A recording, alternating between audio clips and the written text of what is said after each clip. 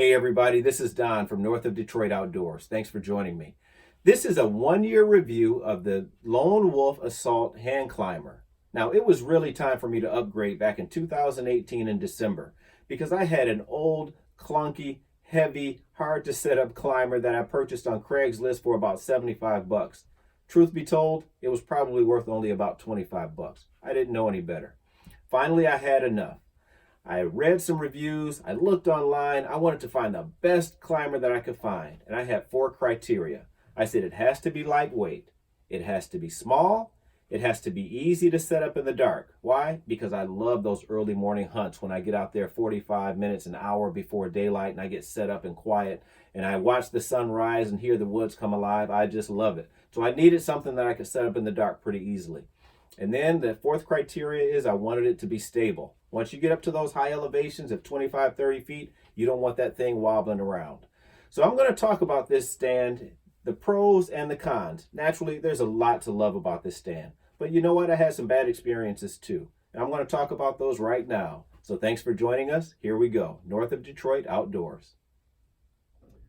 Okay, so let's talk about the good things about the Lone Wolf Assault Hand Climber. And there's a lot to like. But again, according to my criteria, it had to be lightweight. Now, looking online, you know the weights of different stands, they run the gamut. You know, you can have stands up to 25, 30 pounds for climbers. This stand, however, weighed in at 14.7 pounds. Now, this is the lightest stand that I found. And for me, somebody who's 5'9", 170 pounds, I'm trying to reduce weight as much as I can. And as we all know, as we're making our trek to our sets, whether it be a quarter mile, half mile, maybe up to a mile, that weight begins to bear on you, sometimes to the point where you're just sweating like a pig by the time you get to your stand. So I wanted something that was lightweight and that fit my frame well. And so far, I've been really happy with the weight of this stand. So, lightweight, check. Okay, my second criteria was it had to be small, or as small as possible.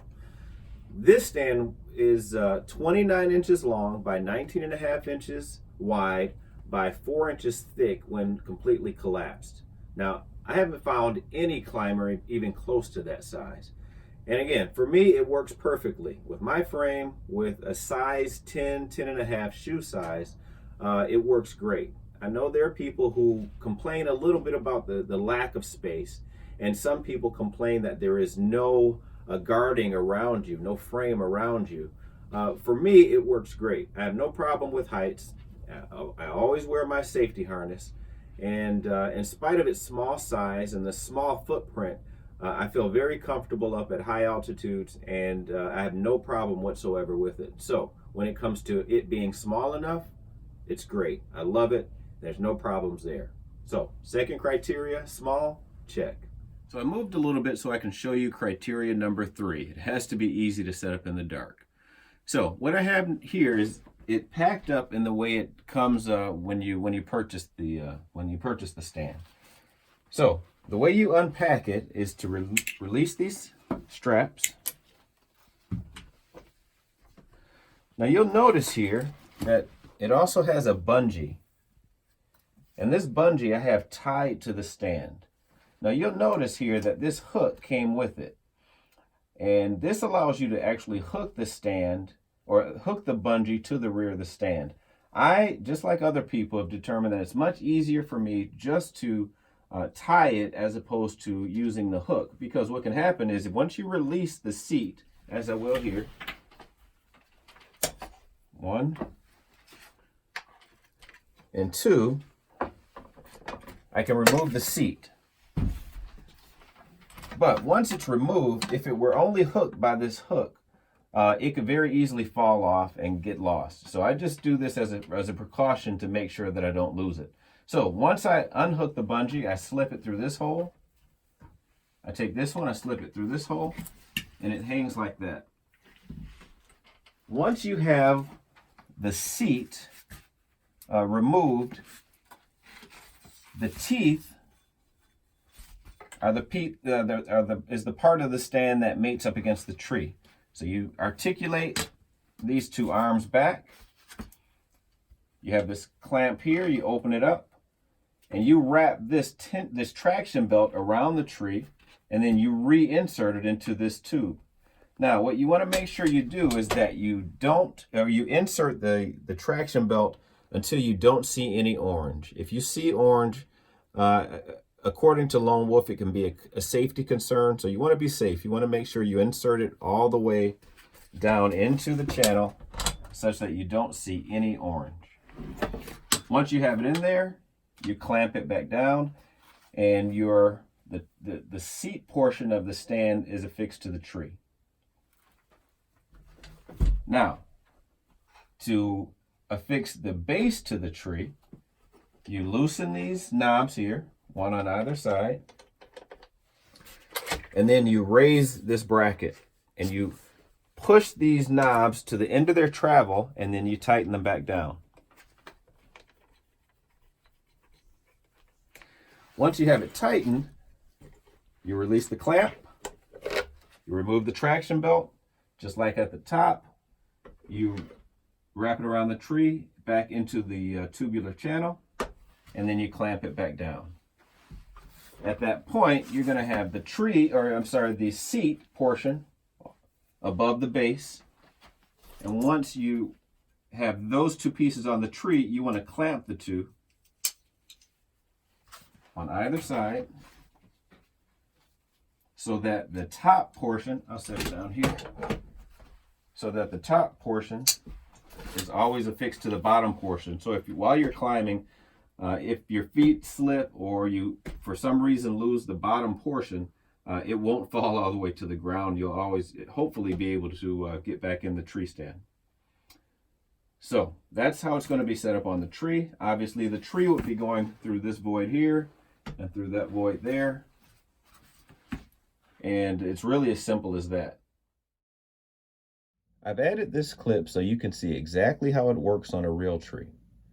This is just a demonstration in my backyard, but I had never attempted to use this climber on this tree before. And as you'll see, it actually takes less time to set it up than it did for me to explain it. About 1.5 minutes in total. You'll notice I have my backpack attached to the climber, which holds my gear. I remove that first. I make sure to lean against the climber and press it firmly against the tree so I never have to set it on the ground. I then remove the seat portion and attach it to the tree as previously described. I move it up and out of the way so it doesn't interfere when I attach the base. It took some practice for me to get my process worked out so I could do it this quickly.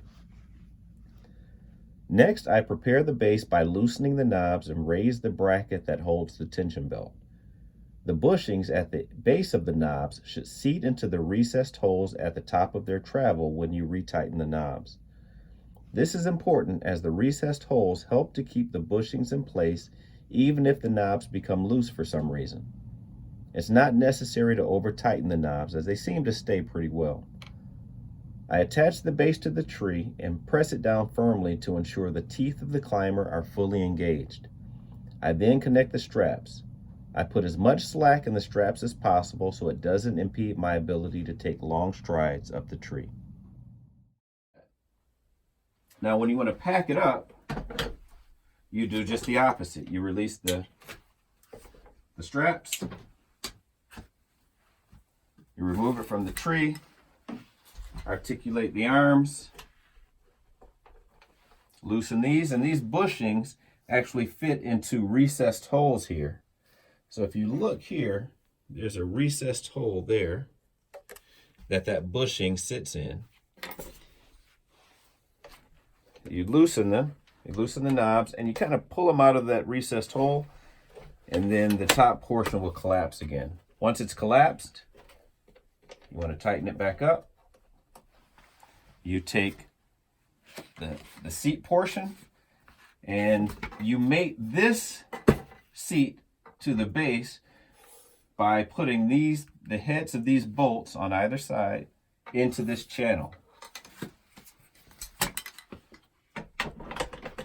So once it's located in the channel, you can then take your bungee straps, stuck there.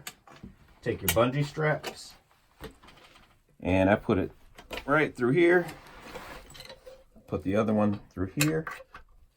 And once that's done, this is pretty well seated and secured. What you can do also is take a backpack or whatever else you're packing in with you, and you can put it here, and then you can tighten it down with these straps. You cinch it up, and I typically take my backpack and I cinch it here.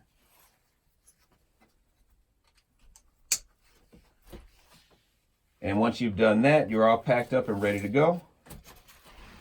And you can throw it on your back and go. So this is really, really easy to set up on a tree. I've done it many, many times now over the past year. And it's easy to do. It only takes one person, as it should. And it meets criteria number 3 for me, that it has to be easy to set up in the dark. Okay, so let's move on to criteria number 4. Is it stable? Well, the answer to that is yes and no. It said that this tree stand can accommodate trees from 6 inches to 19 inches. What I've found is the smaller the diameter tree, the less stable it is. And when I say stable, I mean that bottom platform will rock from side to side on smaller trees. It can be a little unnerving. It's happened to me a few times, but I've never come close to falling, and that's one reason I always wear my safety harness. So what I found with this particular tree stand is that if I can find trees in diameter from 12 inches to 15 inches, that's ideal for me. When I do that, the stand is rock solid. It doesn't rock from side to side, and it's a very, very strong stand, meaning the traction belt is strong. So I can stand on the very edge of that stand and really start to exert some weight out there, and it never moves. It's extremely, extremely stable. It's extremely, extremely quiet. It doesn't squeak. It doesn't rattle like my old stand did.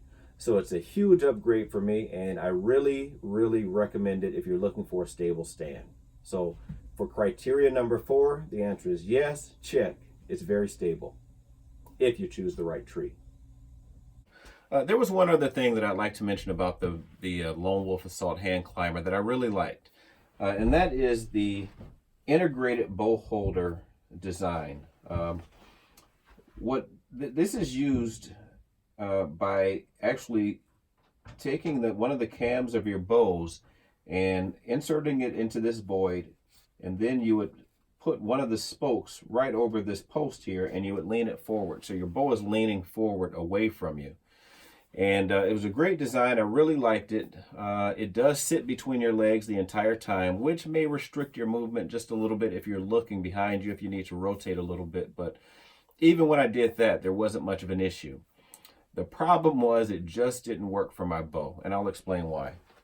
So I brought my bow in, and you'll notice on the top cam, I have these voids, these holes that are equal distance. So, and they're pretty wide open, and they have a lot of clearance between each of the different holes. So when I was to use the integrated bow holder with the top cam, it worked perfectly, but it required me to turn the bow 180 degrees when I needed to use it. Now the reason I had to use the top cam instead of the bottom was because the bottom cam looked like this, not at all like the top.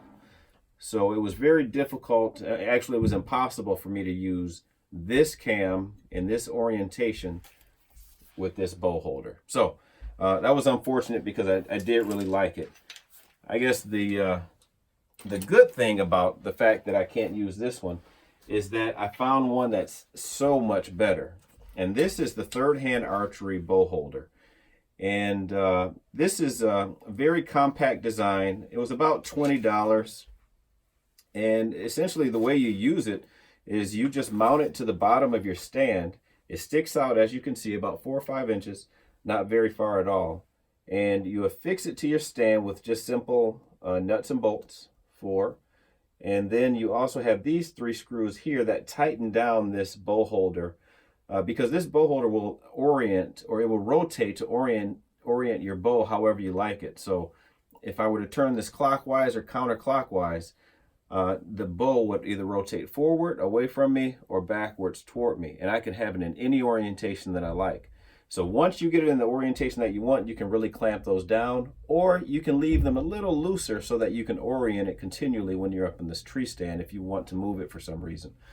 So I'm really happy with this bow holder. Again, it was 20 bucks.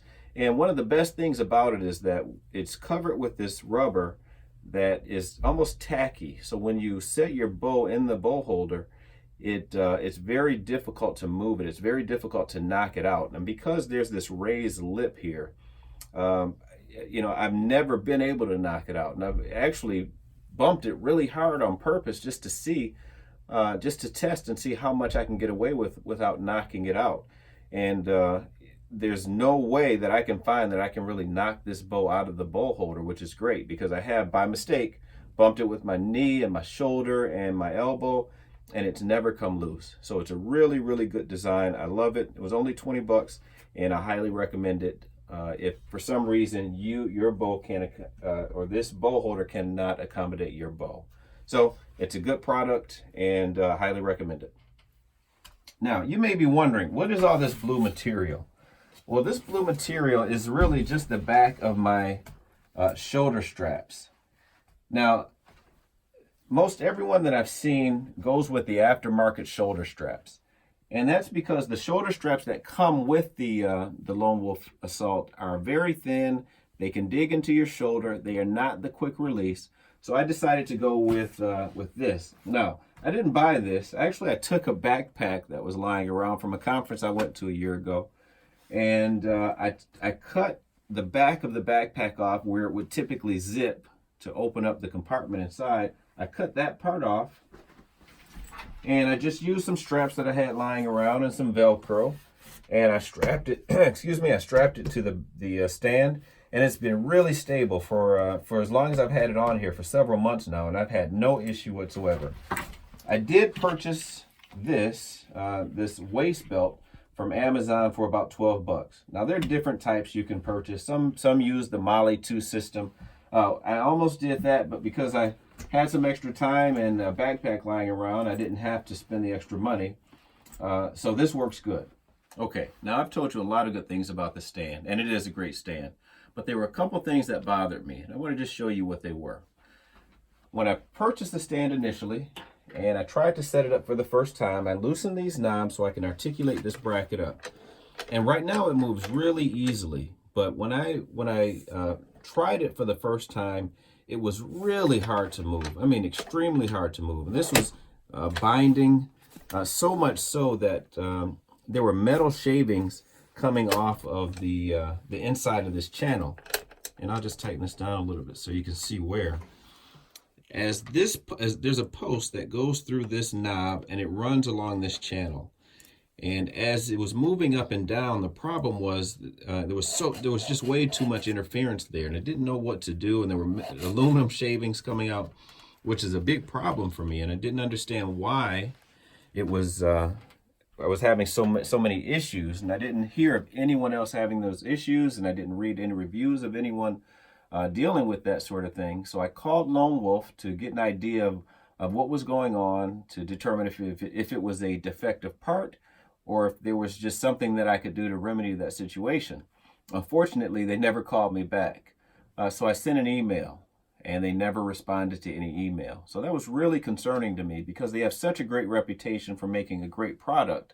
It's unfortunate for me that their customer service isn't as good as their product. So that's con number one. And there are a couple of fit and finish issues that I want to talk about as well. So if you get a little closer here, you'll notice, I'm going to just zoom in here.